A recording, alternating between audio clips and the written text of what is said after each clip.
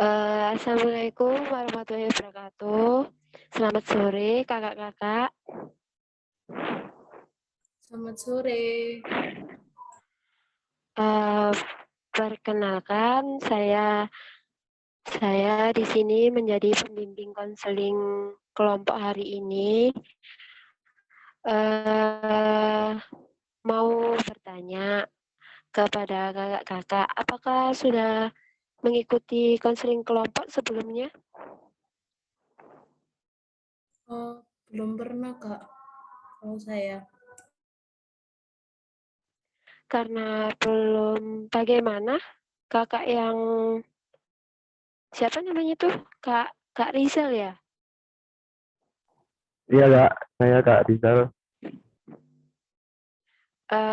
Bagaimana Kak? Apakah sudah pernah mengikuti konseling kelompok sebelumnya?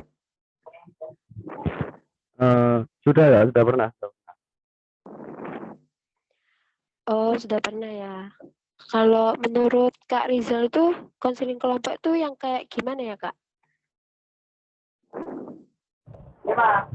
Jadi kalau menurut saya konseling kelompok itu yang seperti ada satu orang.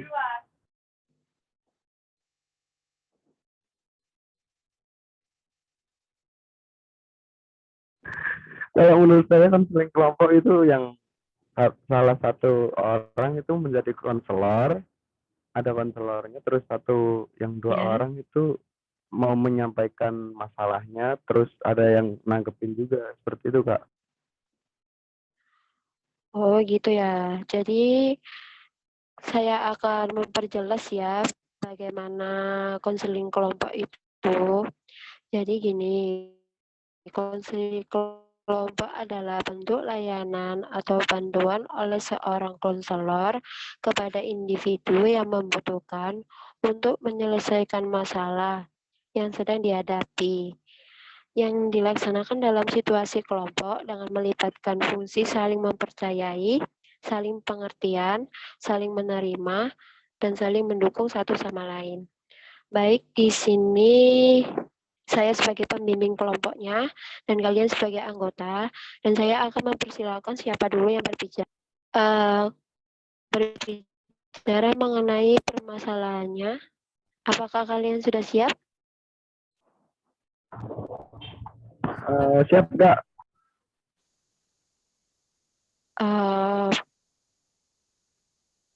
Baik, kalau kalian sudah siap, sebelum ke proses konseling kelompok ini, ada akses-akses yang perlu dipatuhi dalam konseling kelompok ini, yaitu beberapa akses. Yang pertama, akses kerahasiaan. Semua anggota berjanji, apapun yang terjadi di dalam proses konseling ini, jangan membocorkan ke pihak siapapun atau orang lain.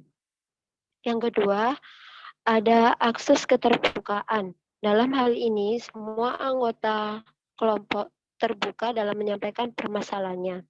Lalu yang ketiga, akses kesukarelaan dan tanpa ada paksaan untuk mengikuti konseling kelompok ini. Selanjutnya ada akses kenormatifan. Semua anggota mengikuti norma yang berlaku, menjaga sopan santun, saling menghormati, dan ketika memberikan solusi untuk anggota lain, maka harus mengikuti norma yang berlaku. Yang kelima, ada akses kegiatan, yaitu semua anggota mengikuti kegiatan konseling ini dari awal hingga akhir. Lalu yang keenam, ada akses kemandirian. Akses kemandirian ini, seperti setelah mengikuti kegiatan ini bisa menerapkan dalam kehidupan sehari-hari, ada tujuan untuk kalian semua dapat menyelesaikan semuanya sendiri. Lalu akses yang terakhir, akses kereaktifan. Semua anggota kelompok diharapkan aktif dalam kegiatan konseling kelompok ini agar tidak ada yang pasif saat proses konseling kelompok ini. Baik, apakah penjelasan saya sudah jelas mengenai akses-akses tentang konseling kelompok ini? Tadi saya bagus, Kak. Oke, bagaimana Kak Rizal? Apakah sudah jelas? Baik Kak, sudah jelas. Eh, Kelihatannya Kak Yasmin sama Kak Rizal tegang ya mengikuti konseling kelompok ini.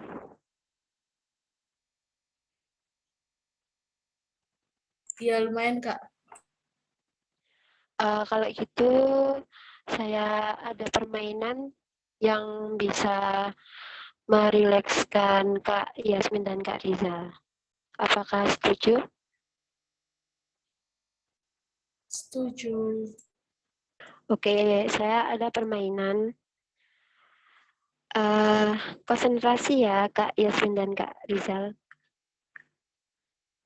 Coba tebak nyamuk di sini. Berapa Kak?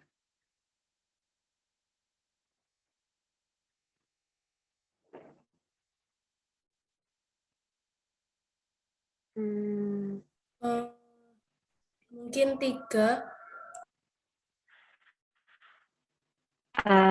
saya simpan dulu ya jawaban Kak Yasmin. Kalau Kak Rizal, berapa Kak tadi? Eh, berapa ya? 2 mungkin Kak. Salah Kak Rizal. Kalau untuk jawaban Kak Yasmin, benar 3.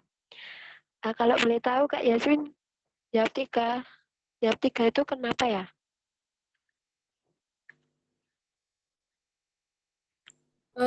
Dari soalnya Kak, kan tadi bilang tebak nyamuk di sini. Itu jadi per suku kata gitu.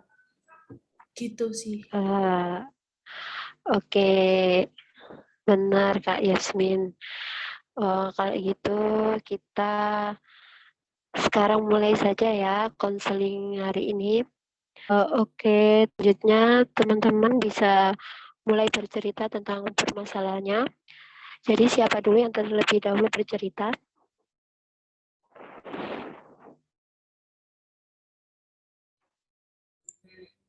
Mungkin saya Kak.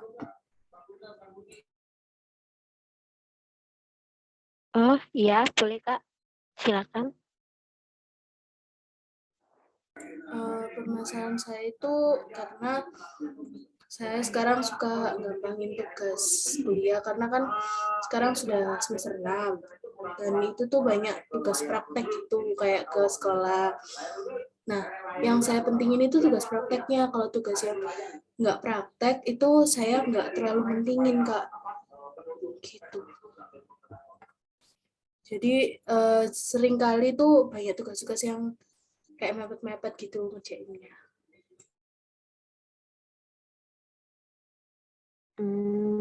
Terima kasih untuk Kak Yasmin. Saya simpan dulu ya. Next selanjutnya bisa diceritakan.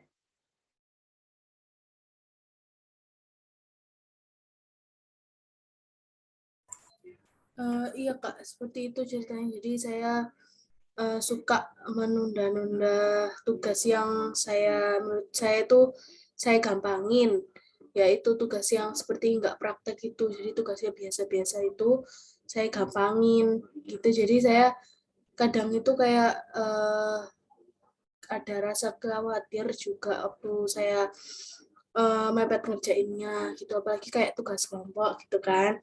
Nah itu tuh sering kayak tugas kelompoknya tuh nggak praktek gitu, jadi saya tuh sering menunda-nunda gitu Kak, seperti itu.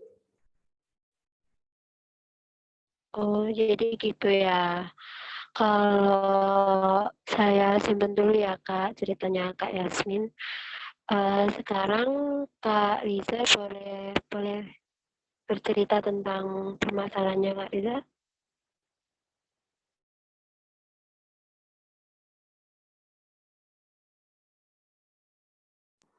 Boleh diulangin lagi Kak, gimana? Kak Yasmin kan sudah bercerita tentang permasalahannya. Sekarang Kak Rizal, apakah boleh bercerita tentang permasalahan Kak Rizal?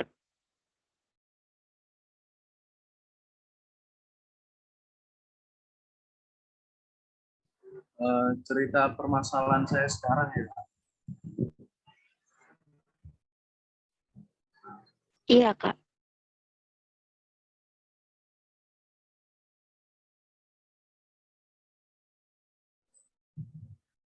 Jadi gini Kak, saya mau cerita tentang permasalahan saya sekarang itu tentang ini. Suara saya kedengeran jelas apa enggak? Jelas kok, Kak. Jelas ya.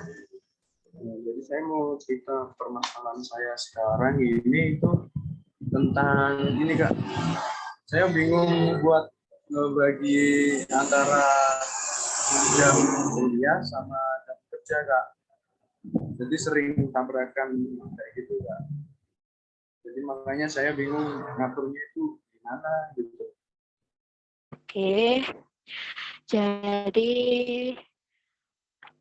permasalahannya berbeda ya ini. Tapi namun lingkupnya sama.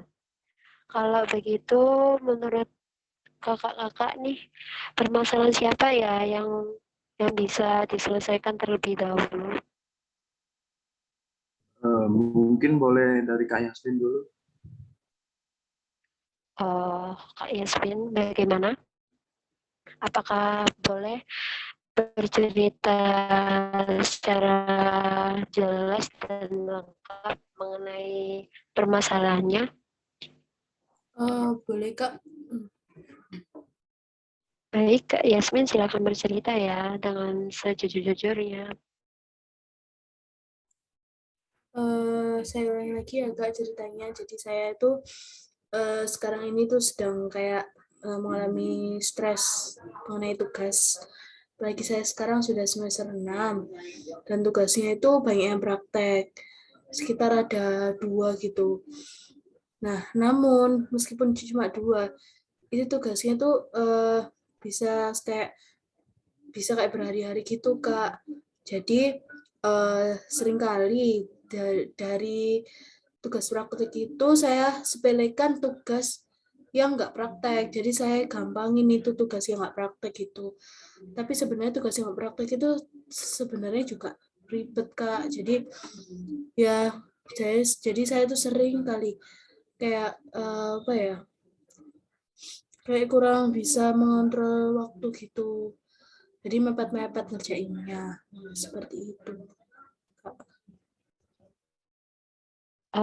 Mungkin dari Kak Rizal ingin mendapatkan pendapatnya terlebih dahulu untuk permasalahan Kak Yasmin.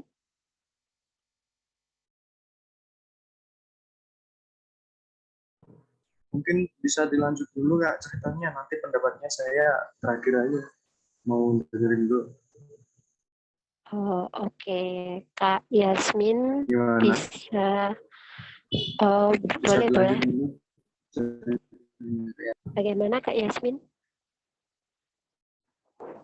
Maaf Kak, tadi putus-putus. Bisa diulangi Kak pertanyaannya?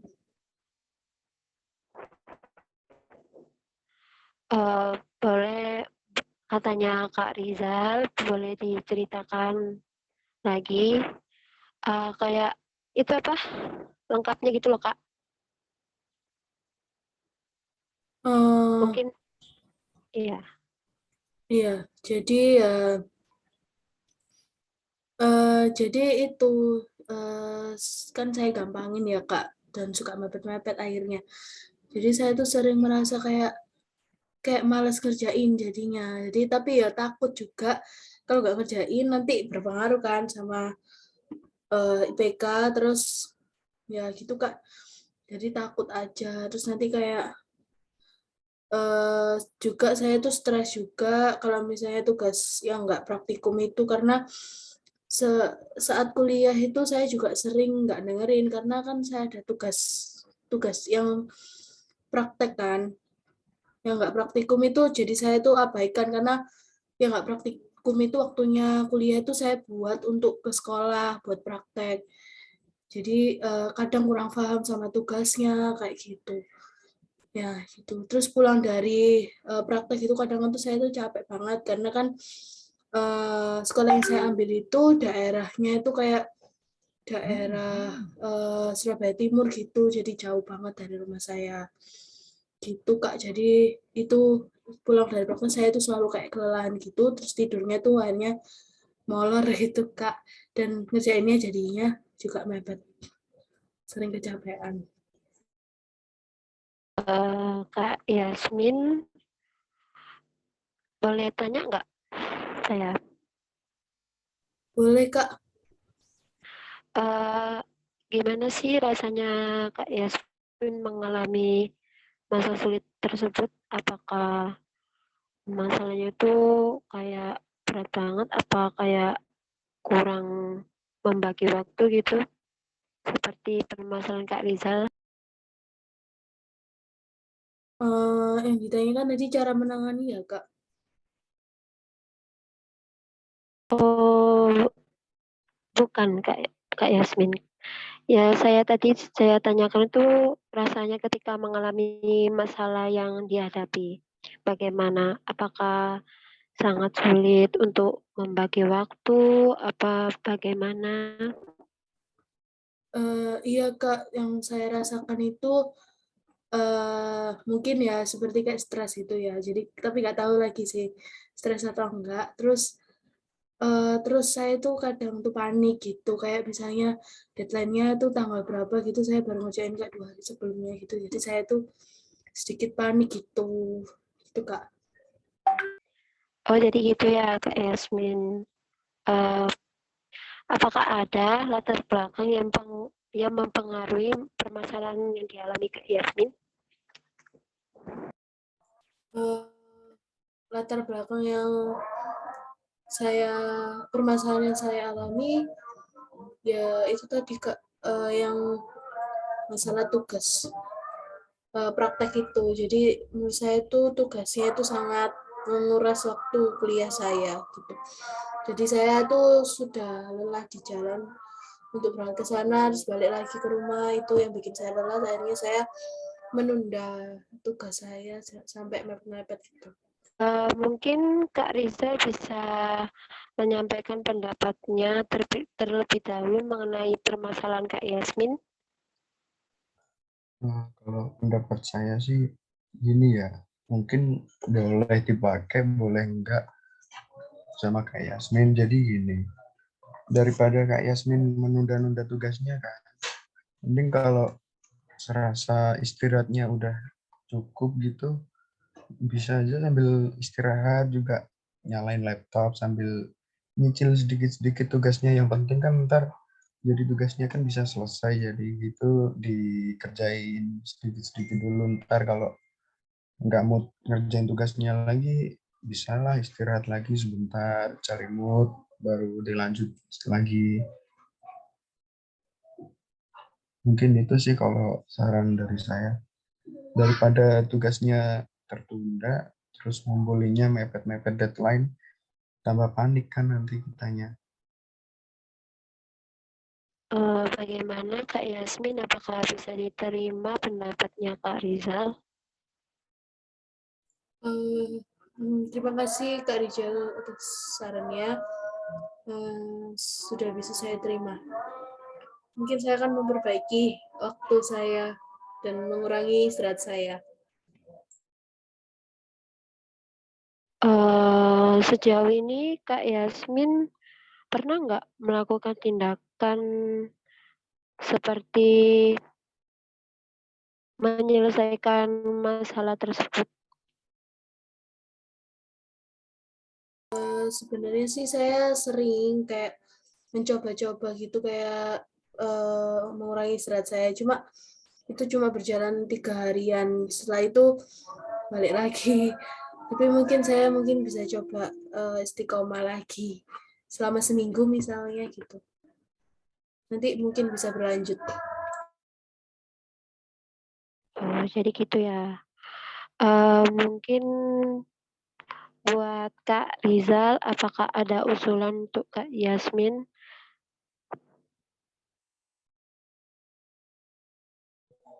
Usulan aku buat Kak Yasmin, gini aja Kak, mending sekiranya kita selesain tugas dulu, biar nanti istirahatnya kita itu biar tambah enak, gak kepikiran tugas tugas belum diselesain, jadi istirahatnya itu jadi nggak tenang gitu Kak. Mending sebelum istirahat kita selesain tugasnya dulu, baru istirahat. Gitu. Bagaimana Kak Yasmin? Apakah usulan Kak Rizal bisa diterima?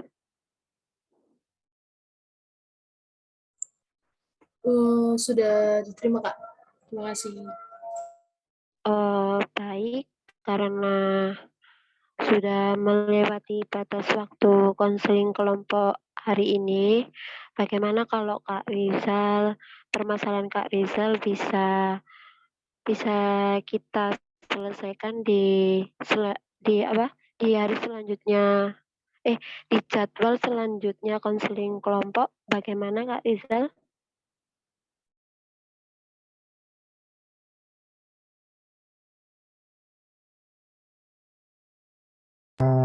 Bisa Kak, boleh di pertemuan selanjutnya aja. Baik, terima kasih. Saya akhiri konseling kelompok hari ini.